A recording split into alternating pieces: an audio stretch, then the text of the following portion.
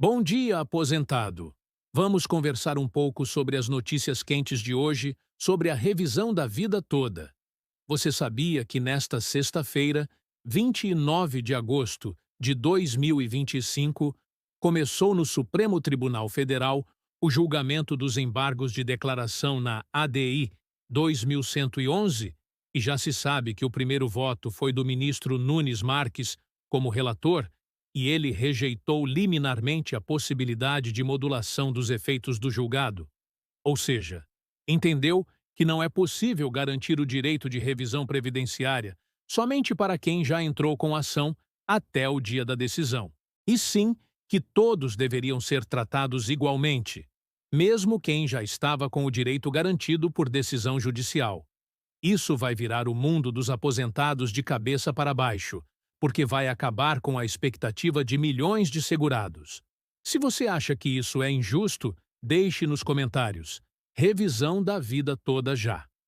Agora você vai entender o que está realmente em jogo nessas decisões e por que é fundamental conhecer cada detalhe para proteger o que ainda é possível do seu direito à aposentadoria. O impacto dessa decisão é brutal. Imagine o caso de dois trabalhadores que se aposentam com exatamente o mesmo tempo de contribuição, idade e salário. Ambos fizeram todos os cálculos e, em determinado momento, o Supremo Tribunal de Justiça e o próprio STF reconheceram que o cálculo da aposentadoria deve considerar toda a vida de contribuição, não apenas a partir de uma data específica. Movidos por essa segurança jurídica, um deles correu para a justiça e conseguiu o direito. O outro, por motivos diversos, não entrou com ação. Agora, esse último descobre que perdeu o direito irremediavelmente, sem chance de conseguir justamente o mesmo benefício, simplesmente porque demorou a buscar o que era garantido por lei e jurisprudência. Essa diferença de tratamento, segundo o ministro Nunes Marques, contraria o princípio da igualdade. Mas será mesmo? O princípio da igualdade, para o direito, tem duas faces bem distintas. A primeira é a igualdade formal, aquela que diz que todos são iguais perante a lei, sem distinções. O senso comum acha que é isso mesmo. Todos devem receber o mesmo tratamento. Só que, aplicando literalmente nos casos reais, isso pode causar absurdos. Por exemplo, duas pessoas com condições de vida completamente diferentes, se tratadas da mesma forma, vão ter resultados muito desiguais, mesmo que a norma seja a mesma para ambos. Eis que surge a igualdade material, que é a que importa para o nosso dia a dia. Ela leva em conta as diferenças entre pessoas para que o resultado seja efetivamente justo, não apenas igual no papel. Ou seja, a igualdade material é aquela que tem olho nas injustiças do mundo real e tenta corrigi-las, não negando benefícios injustamente. Só assim se atingiria a justiça social. E tem mais. A segurança jurídica é a certeza de que as coisas não vão mudar da noite para o dia, que as pessoas podem confiar nos direitos garantidos até então. Quando o Supremo Tribunal de Justiça, por meio do tema 999, decidiu pela constitucionalidade da revisão da vida toda, muitos trabalhadores correram para a Justiça na expectativa de que continuaria sendo possível requerer seus direitos. E não se trata de oportunismo, mas sim de um comportamento absolutamente razoável dentro do Estado de Direito. De non fi pris. Não se pode punir alguém por agir de acordo com a jurisprudência vigente e a orientação dos tribunais. Essa expectativa é um direito fundamental, previsto na Constituição. É como se estivessem trocando as regras do jogo no meio da partida, desrespeitando quem agiu corretamente seguindo as regras de antes. O princípio da confiança, tão caro ao mundo jurídico, é justamente o que garante a previsibilidade nas relações entre cidadãos e Estado. Quando isso está vulnerável, a sensação é de insegurança generalizada. Se não pode mais confiar nas decisões dos tribunais, por que buscar o judiciário? Se sempre existe o risco da decisão hoje valer para uns e não para outros amanhã, todo o sistema perde legitimidade.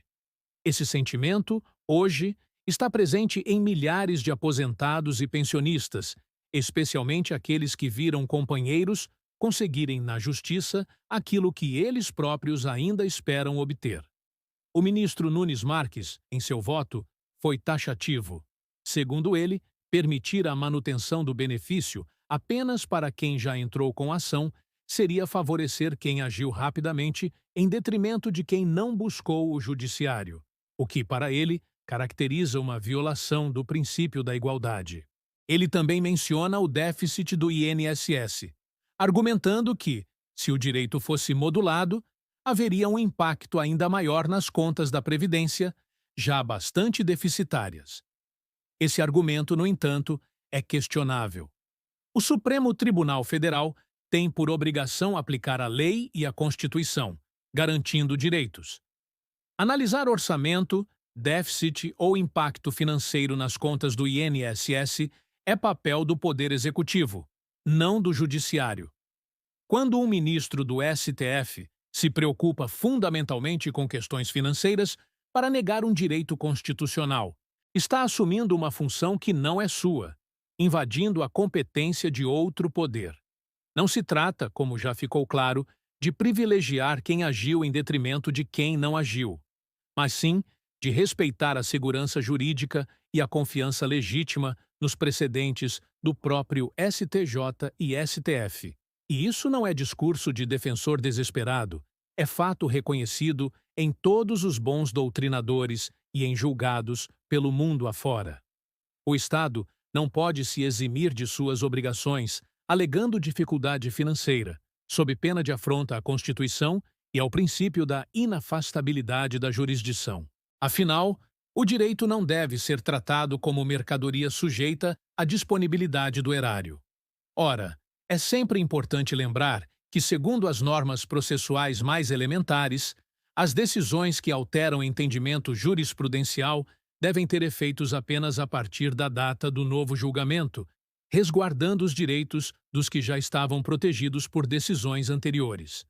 Essa modulação, presente em grande parte dos grandes temas julgados pelo STF, não é uma exceção, mas uma regra, para evitar injustiças cometidas no passado. E a obrigação de devolução de valores recebidos a maior, por exemplo, já foi objeto de modulação, porque seria uma brutalidade obrigar o aposentado a devolver algo que recebeu de boa-fé com amparo judicial. Seria uma espécie de confisco, algo inadmissível no Estado de Direito.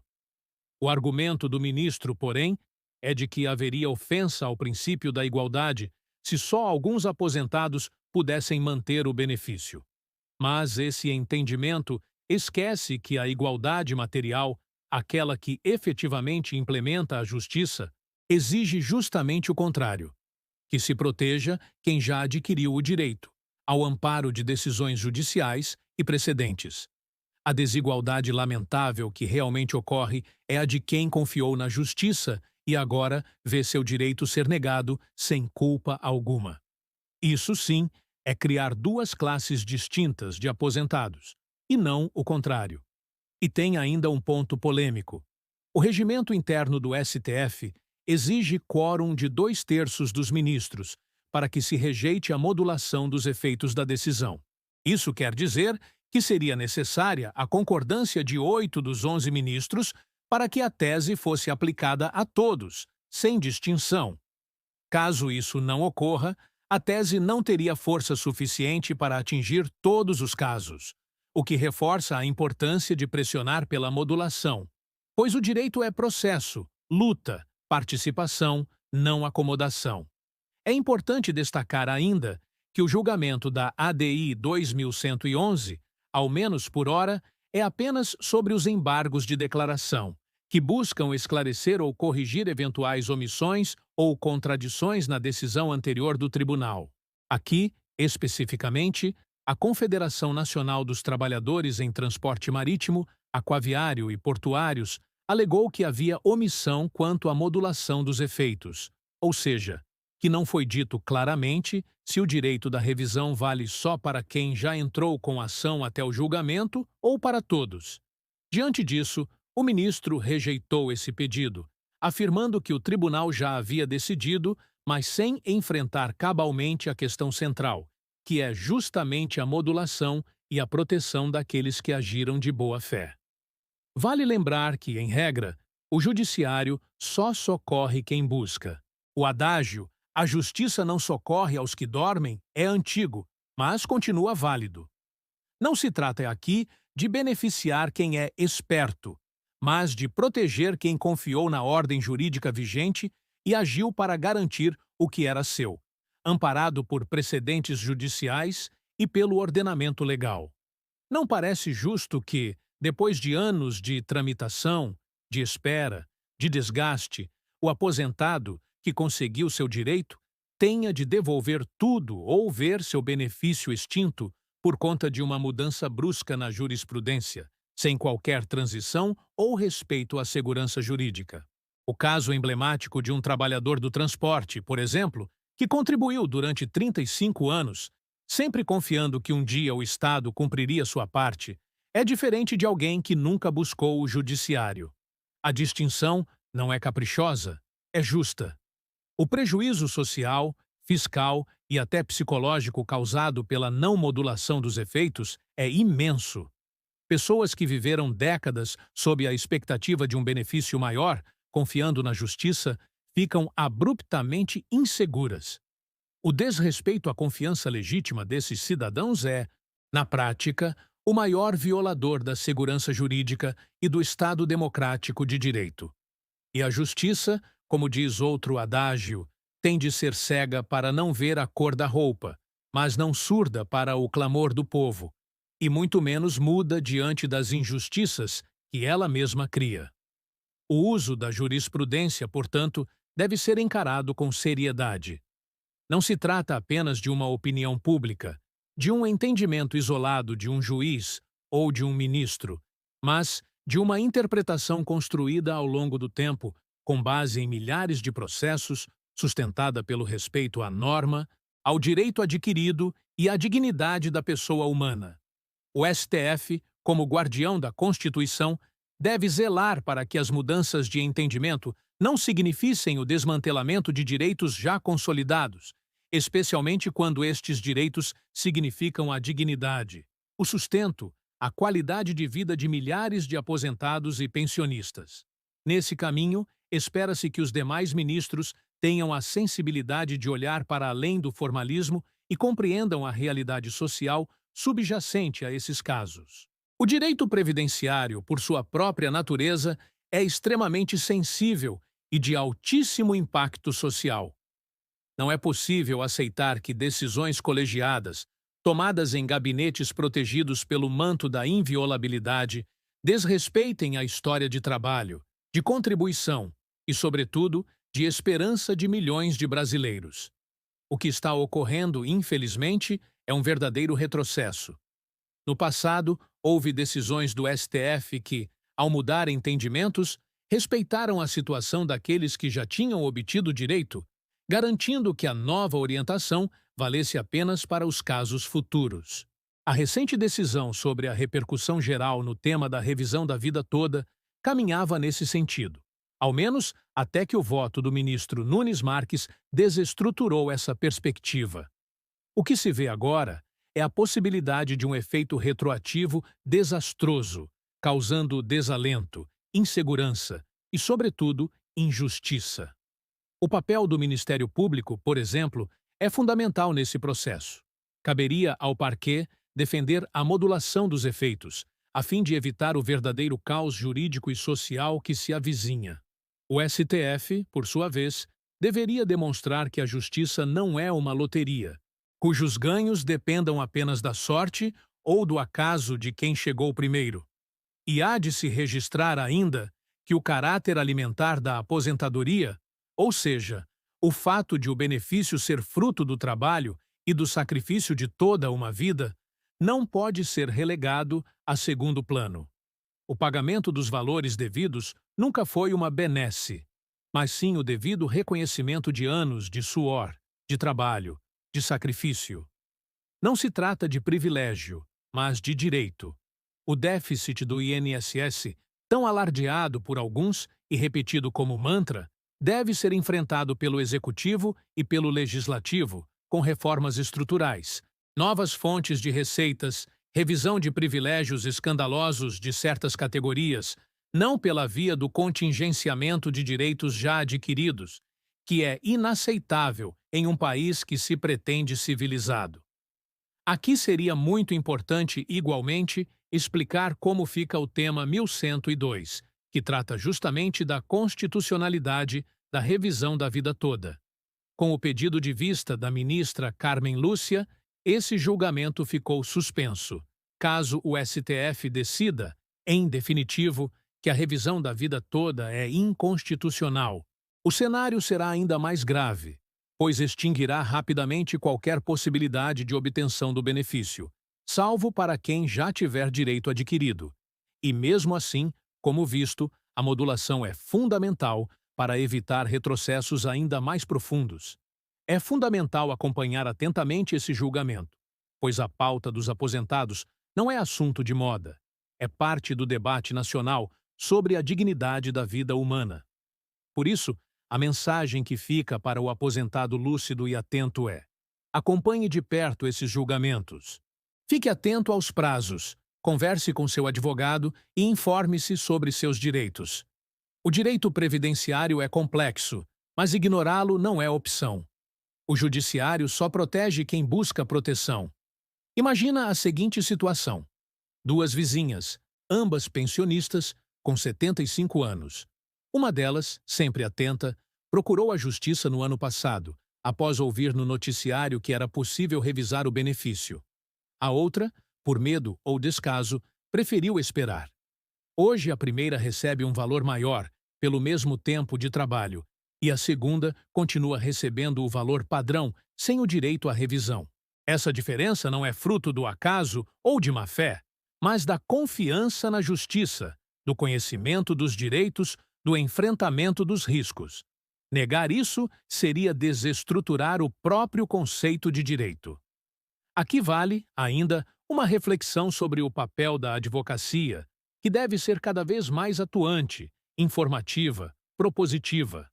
O aposentado não pode depender apenas do benefício de ofício, precisa buscar, reivindicar, cobrar.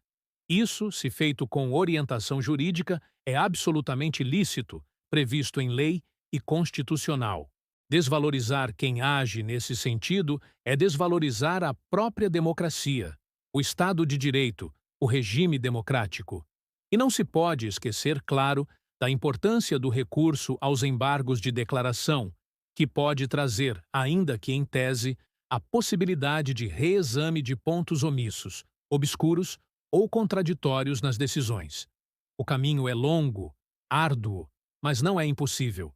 E, por mais que o cenário seja desfavorável, a resistência deve existir, pois é o que move o sistema e garante a existência do Estado democrático de direito. Para finalizar, vale lembrar que, se o STF efetivamente consolidar o entendimento de que a revisão da vida toda não pode ser modulada, a situação dos aposentados será ainda pior. Quem já recebia teria que devolver. Quem ainda não recebeu perderia para sempre a chance. Seria o maior confisco da história recente, com impacto social e econômico inimaginável. A dignidade da pessoa humana, prevista no artigo 1º, inciso 3 da Constituição, não pode se render a argumentos fiscais, à defesa de orçamentos ou ao medo do déficit. É preciso defender não só o agora, mas o amanhã, para que nossos filhos e netos não sintam na pele o peso da ausência de direitos. O STF, ao contrário da impressão que pode dar, não está, em tese, julgando apenas um processo, mas definindo o futuro de milhões de vidas, o padrão civilizatório do país e o nível de respeito aos direitos sociais. O caminho para o sucesso, nesse contexto, passa pela mobilização, pelo conhecimento, pela busca do direito e, sobretudo, pela defesa intransigente daquilo que é justo, conforme a lei maior. O futuro da Previdência, portanto, não depende apenas de um voto, de um julgamento, mas do protagonismo social, do valor da cidadania, da coragem de cada um em buscar o que é seu. Por isso, a última palavra deve sempre ser o respeito à dignidade, ao trabalho, ao sacrifício e à esperança dos trabalhadores brasileiros.